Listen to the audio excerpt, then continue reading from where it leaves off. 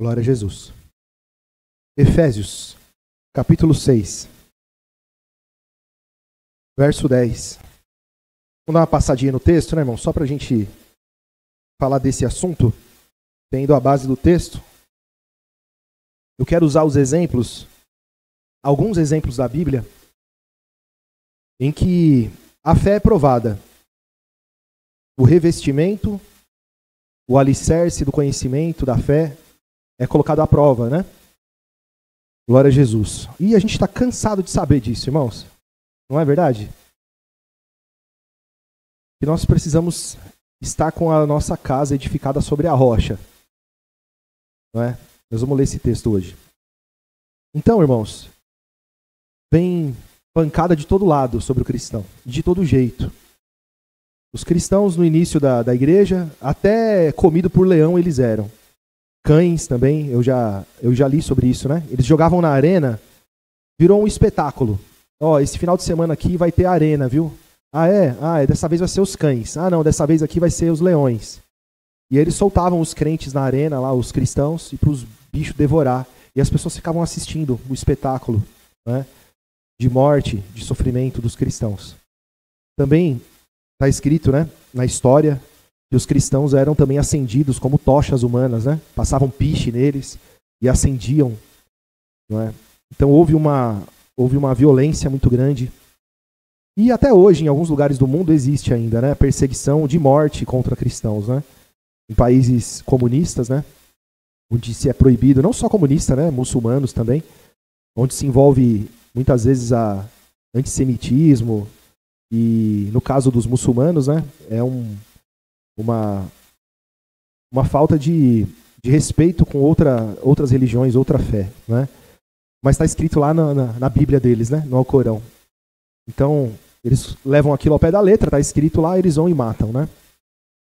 Então, irmãos, nos dias de hoje, para nós aqui no Brasil ainda, né, temos essa liberdade aqui de falar abertamente, né? Temos confiança para falar, falamos abertamente e saímos aí tranquilos, sem correr o risco de ser morto ou atacado por falar no nome de Jesus. Mas aí o diabo vai usar outras ferramentas para nos atacar, e vai nos atacar.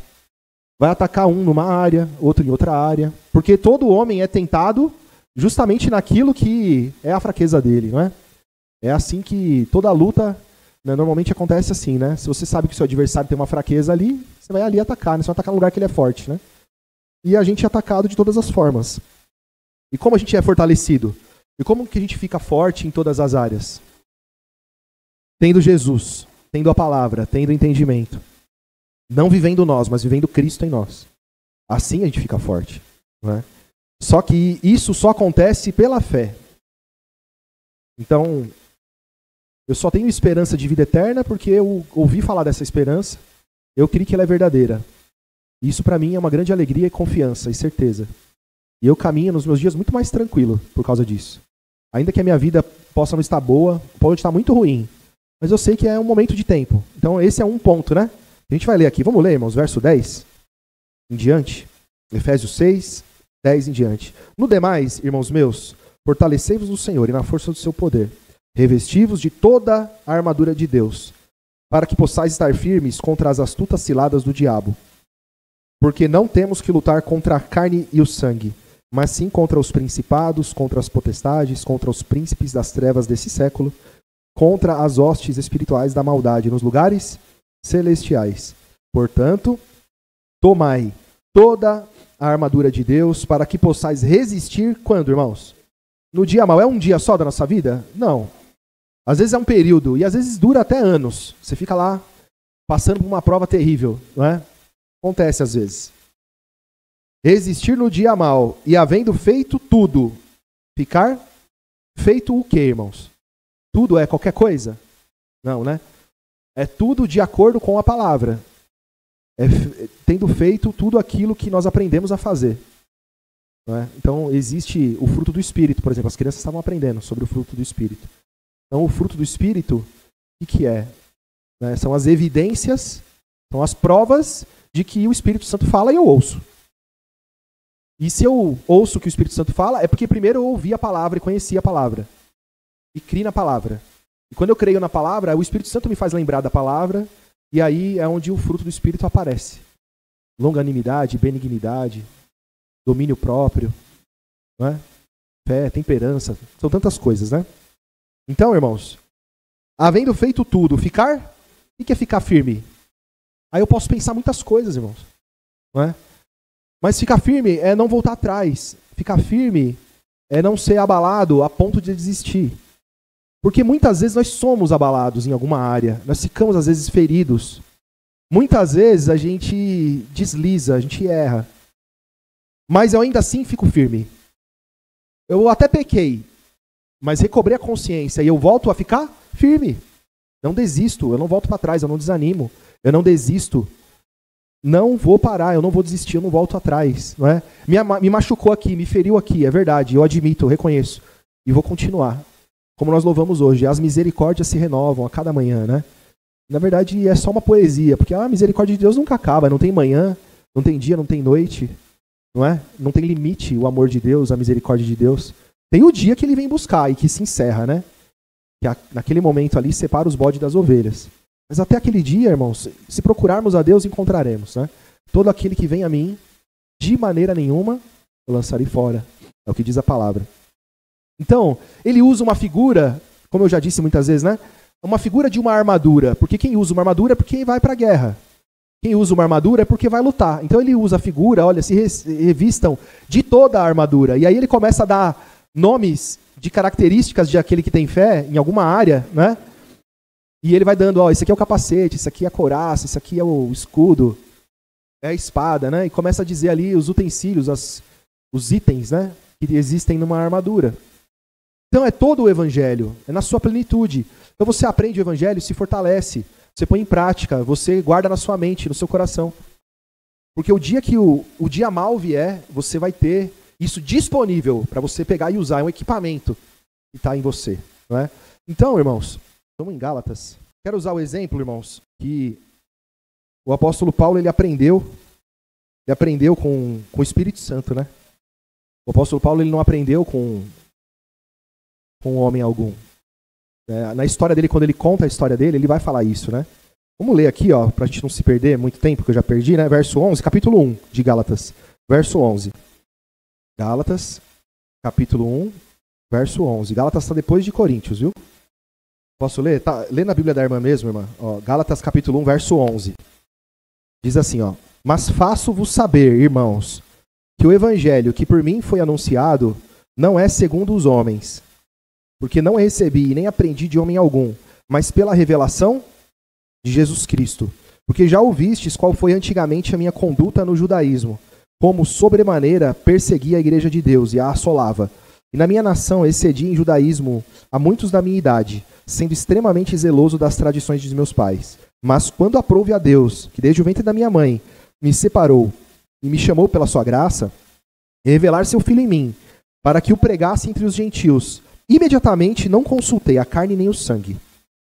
E nem tornei a Jerusalém a ter com os que já antes de mim eram apóstolos, mas parti para a Arábia e voltei outra vez a Damasco. Olha que interessante, irmãos. Irmão, a gente fica aqui vindo toda semana, 4 vezes por semana ouvir o evangelho. Alguém prega pra gente, alguém corrige a gente, insiste, fala as mesmas coisas, né? O apóstolo Paulo, ele diz que não aprendeu de homem algum.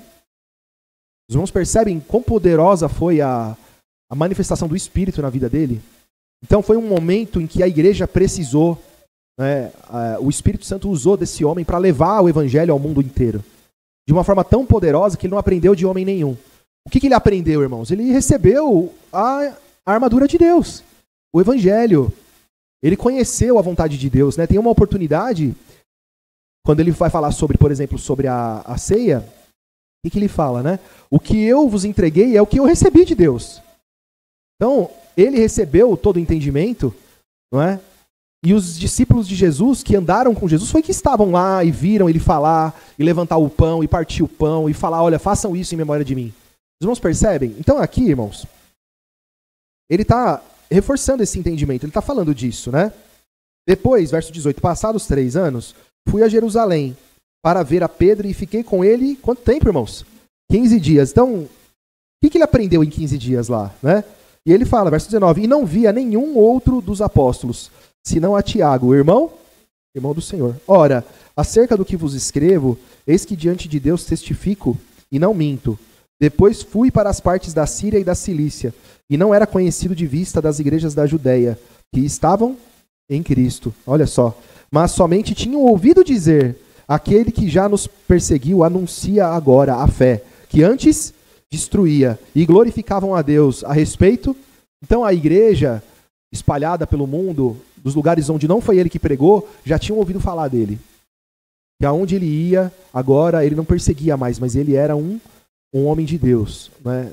Um ministro do evangelho, um evangelista, né? Um pastor, um bispo, né? Um apóstolo, verdadeiramente um apóstolo. Glória a Jesus.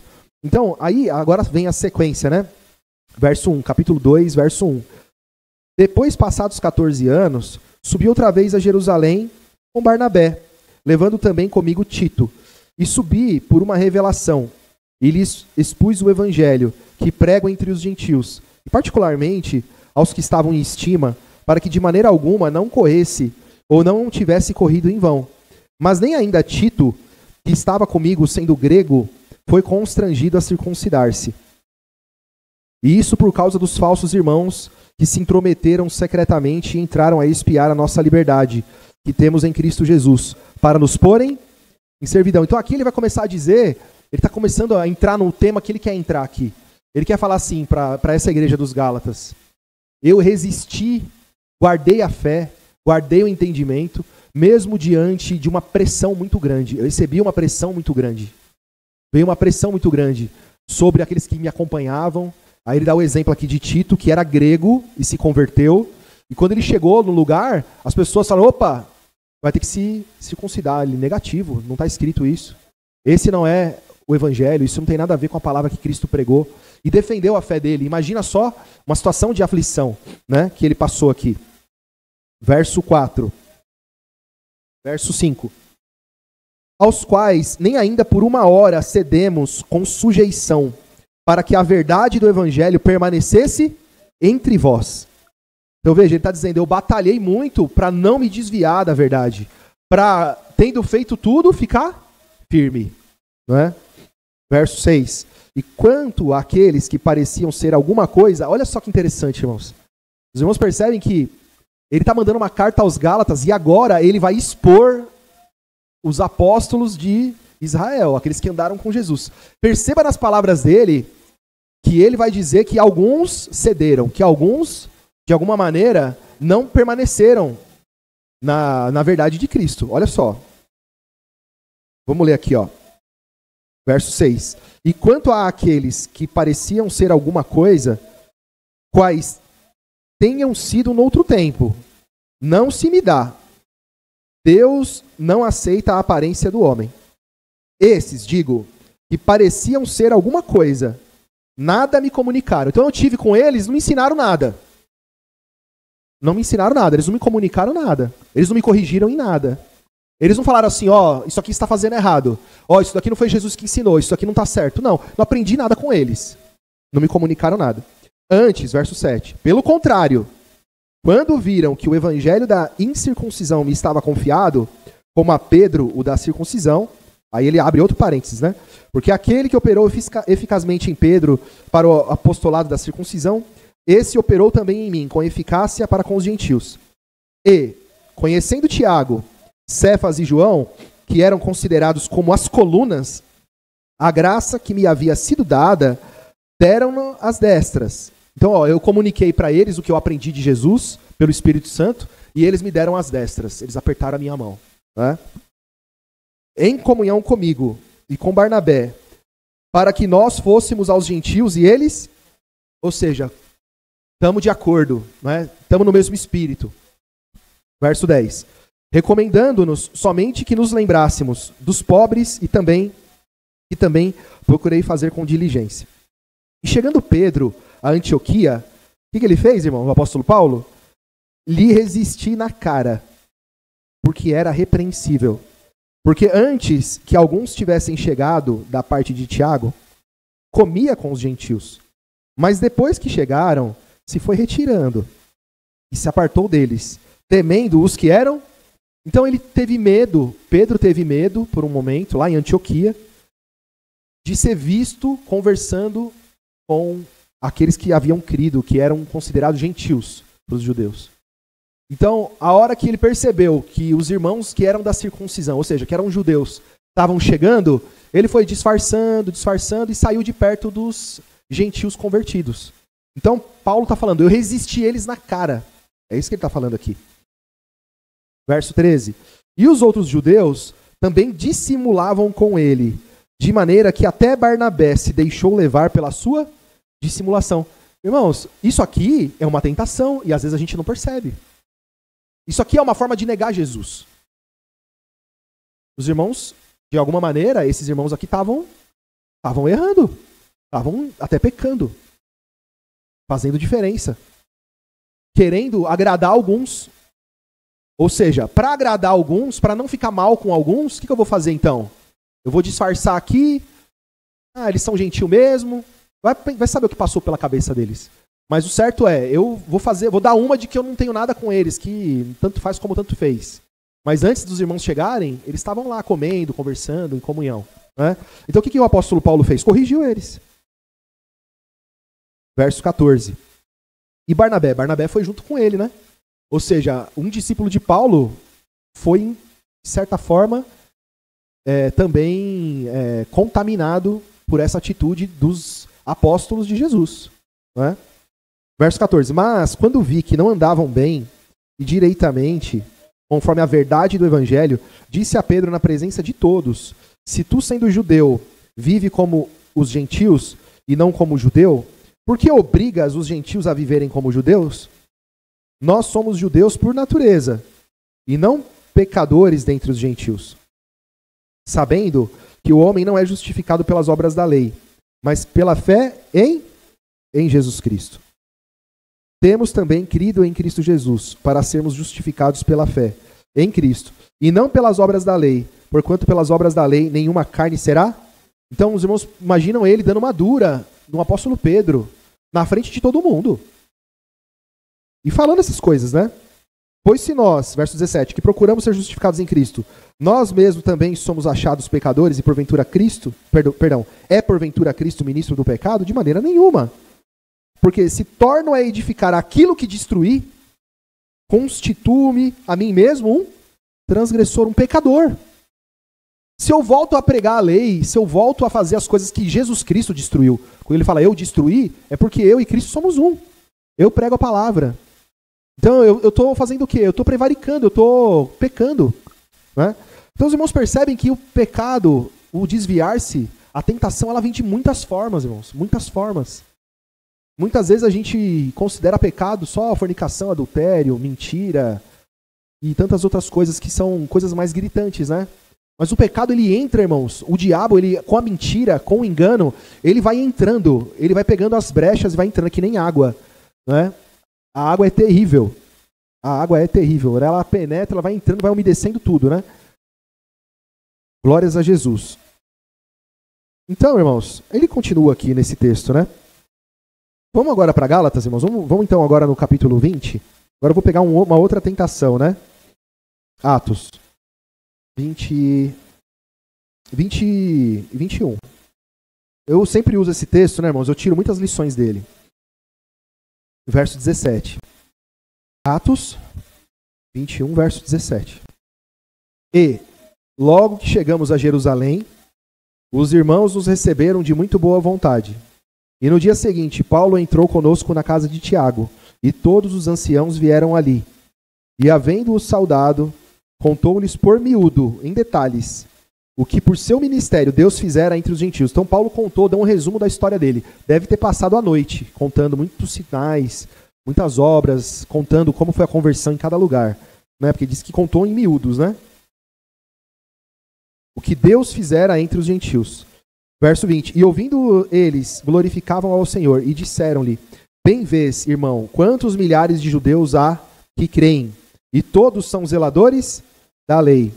E já acerca de ti foram informados de que ensinas todos os judeus que estão entre os gentios a apartarem-se de Moisés, dizendo que não devem circuncidar seus filhos, e nem andar segundo o costume da lei.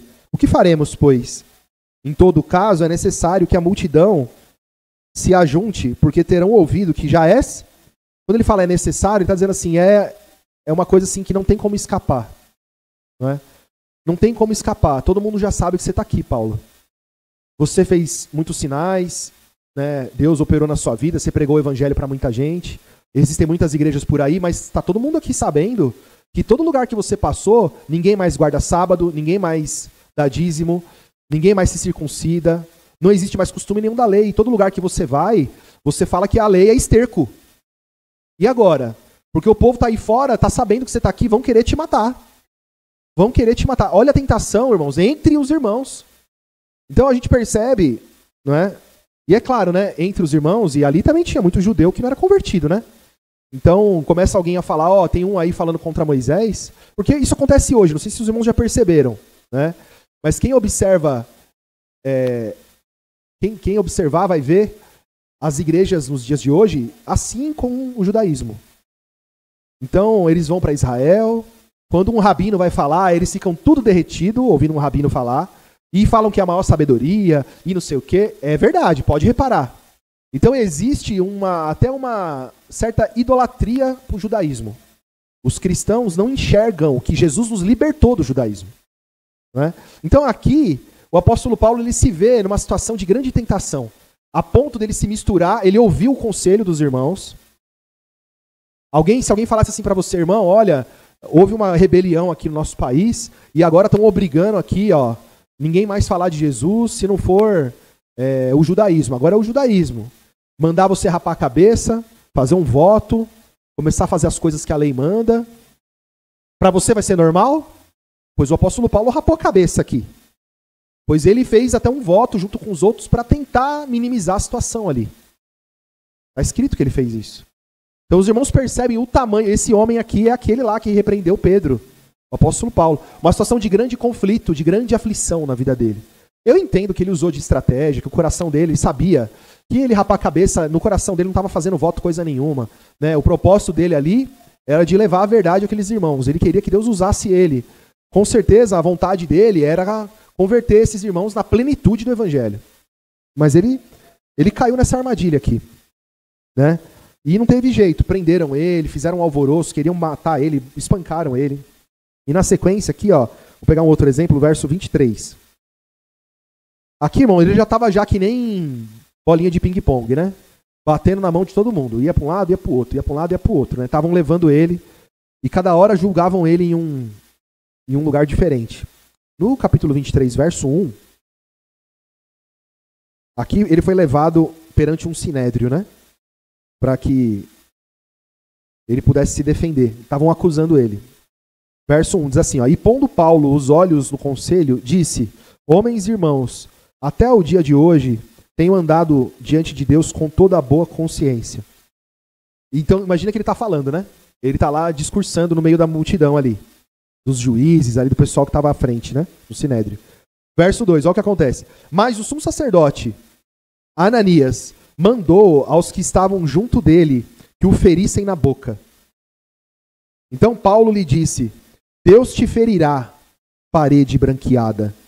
Tu estás aqui assentado para julgar-me conforme a lei, e contra a lei me mandas ferir? E ao que ali estavam disseram, injurias o sumo sacerdote de Deus? E Paulo disse, não sabia, irmãos, que era sumo sacerdote, porque está escrito, não dirás mal do príncipe do teu povo. Então, não está tão claro aqui que ele tomou uma bofetada, um soco, uma paulada na boca. Mas é fato que ele xinga o sumo sacerdote de parede branqueada. Não é? Então ele apanhou na boca, provavelmente, e a reação dele ali foi chamar esse homem de hipócrita. E chamar de parede branqueada é chamar de hipócrita. Uma parede branqueada é uma parede ruim, uma parede apodrecida, mofada, que alguém passa ali uma massa e esconde a podridão dela. Então você é um falso, você é um hipócrita. No momento ali, ele não chamou de hipócrita, ele chamou de parede branqueada. Vai saber que tamanho de insulto foi esse. Então um momento do quê, irmãos? Um momento de ataque. Então alguém às vezes apanha no rosto, leva uma pancada, sofre uma ferida, é cristão. Mas no momento ali, às vezes sobe a adrenalina, você vai e solta uma pérola, fala um negócio. Né?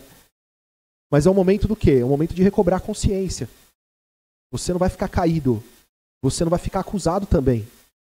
Perdido, desanimado. Ah, eu falei o que eu não devia. Ah, eu xinguei. Ah, eu revidei. Não é? Você vai reconhecer o seu erro, você vai recobrar a consciência e a partir dali você vai procurar na paciência, na mansidão, resolver a situação. É o que ele fez aqui. Ele já usou a lei ali, já falou, não, eu sei, eu não posso mesmo fazer isso. Olha, eu não sabia que era um sumo sacerdote, se eu soubesse eu não tinha falado. Os irmãos percebem que aí ele volta na mansidão, ele volta na temperança, para segurar a situação ali. E os irmãos entendem, irmãos? Então a tentação vem de diversas formas, não é? Glória a Jesus. E aí nós pegamos, a gente pode pegar tantos exemplos, né? Se a gente continuar a leitura aqui, a gente vai ver outros casos aqui, em que ele vai apelando, ele vai tentando se livrar, ele vai tentando... E no fim das contas, Deus está usando ele para levar o evangelho aos poderosos, né? Depois, no final de Atos, ele naufraga um navio, não é? Acontece ali um momento, ele como um prisioneiro, os irmãos lembram da história, né? Ele passa ali com o navio ali já sem nenhum rumo, né? Totalmente perdido no mar. Ele tem uma revelação, Deus fala, olha, avisa eles aí que ninguém vai morrer, né? Eles têm que te obedecer, seguir as suas orientações. E ainda assim, quando ele sai dali daquele barco, as pessoas queriam matar ele, porque ele era prisioneiro. Ele vai fugir, vamos matar os prisioneiros. Aí quando chega na praia, ele é picado por uma víbora, não é? Na ilha, quando ele está se aquecendo. Então, são tantas essas tentações que aparecem na vida dele de todos os lados. Ele mesmo disse, né? De todo lado estou em aperto. De todo lado, ele fala isso em uma das cartas, né?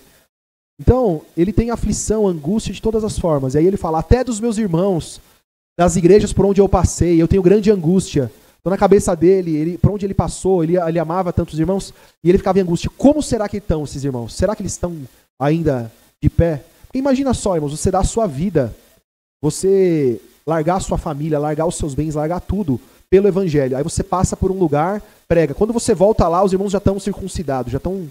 É o povo de Gálatas, por exemplo. Então, imagina só, né? A cabeça dele, o meu trabalho, o meu esforço, né? Como que tá esses irmãos, os irmãos que eu amo. Então ele padecia até pelas igrejas por onde ele passou, ele sofria tentações, né? Então, imagina só, de repente ele volta em um lugar onde ele deixou o evangelho puro da salvação, ele chega lá e encontra os irmãos perdidos, os irmãos já no judaísmo. Ele pode ouvir um conselho assim, abandone isso aí é bobagem. Olha lá a sua família, volta lá para o seu aconchego, volta lá para o conforto da sua casa, dos seus familiares, né? Esse negócio de servir a Deus aí, ó, ninguém te respeita, ninguém te ama. E às vezes a gente fica assim, irmãos. A gente fica ouvindo conselho, a gente fica egoísta. O ego já começa a bater, eu não posso passar por isso, não posso passar por aquilo, né? Não posso ser ferido em nada. A gente começa a não praticar aquilo que a palavra nos ensina a praticar. A ser longânimo, a ser benigno, a ser paciente, tudo suportar, tudo crer, tudo esperar, não é? Então, quando a palavra nos fala das armaduras de Deus, ela está falando disso. Quando a sua fé é provada, em qualquer situação, a palavra tem que falar. O evangelho tem que te conduzir. É o evangelho que vai te dizer como que você faz. Mas eu não sei o que fazer agora. Vai orar. Senhor, me dá uma luz. Me faz aqui brotar a mensagem que eu já aprendi, só não estou lembrando. Para você fazer o que é certo. Para você seguir naquilo que a palavra te ensina. Senão, irmãos, nós vamos ser religiosos só. Porque a hora da aflição, na hora da dificuldade, a hora que eu tenho que praticar o perdão, a hora que eu tenho que praticar a misericórdia, a hora que eu tenho que ter paciência, a hora que eu tenho que perdoar. É tudo isso, irmãos. Não é? Senão a gente começa só... Tudo bem, não fornica. É grande coisa, né? Não embebeda. Não faz tantas coisas. Mas, irmãos, a gente tem que viver a palavra na sua plenitude. E todos nós erramos. Todos. Todos. Se eu ficar olhando para um irmão e para outro, eu vou encontrar um monte de defeito. Eu tenho que, irmãos, buscar fazer o melhor. Eu tenho que fazer, cada um tem que fazer o melhor que pode fazer. E buscar com sinceridade fazer o que é melhor. A nossa referência é Jesus. Vamos ler Mateus 7, irmãos, para finalizar. Glória a Jesus. Irmãos, os fortes suportam os fracos. É assim que funciona. Não é? Então, nós temos que amar, temos que perdoar. A palavra fala sobre a gente...